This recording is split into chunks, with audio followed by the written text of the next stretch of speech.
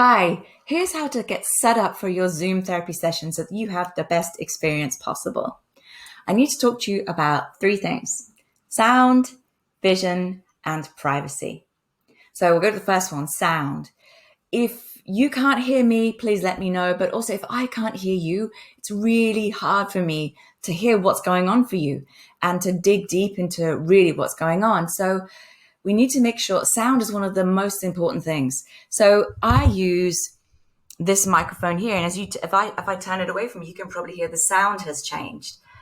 So I'm using this mic. You don't have to have anything as posh as this, but I find that sometimes when we're using the microphone that's just inbuilt on your laptop, it can be a bit muffly. So one of the easiest and cheapest things to do is to get your earphones from your phone and just use that microphone there. It's often the easiest, best thing to use. Secondly, vision. My therapy is all about movement and breathing and what's going on with your body. So I really need to be able to see you. That's why I don't do telephone therapy and things like that.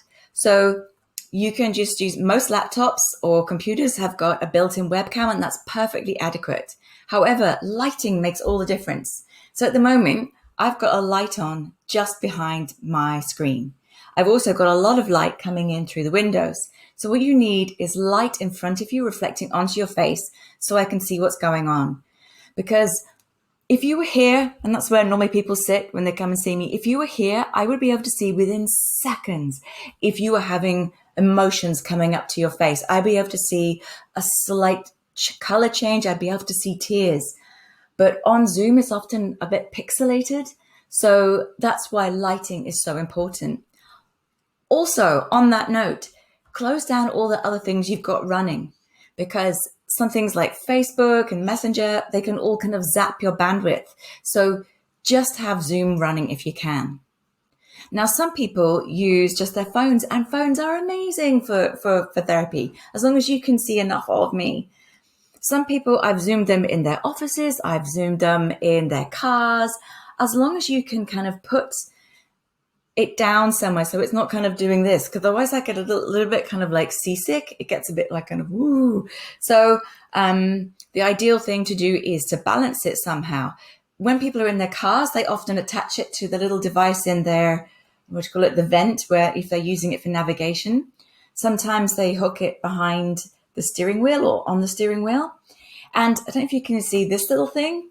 A lot of people have got these, and you can use them just on a cup like that. Da, da, da, da, and it's all nice and balanced. Or you can use, let's get creative. You could use a bookcase or a windowsill, anything, just as long as I can see you. And you've got your hands free so that you can move and breathe without having to hold it. Thirdly, privacy. Privacy is so important. So when you come here and you see me, it's just you and me. And I've soundproofed the roof, and it's all really private. Now, if you're in the office, you're going to want to make sure that you go somewhere private, like one of those meeting rooms that's a bit more soundproof.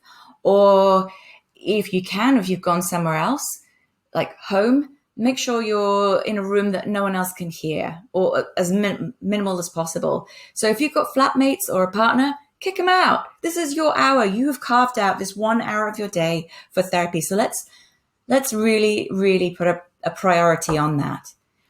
And for that reason, some people have tried it going out walking in the park, but always other people go past and they can't really be themselves. So really make sure you're somewhere private.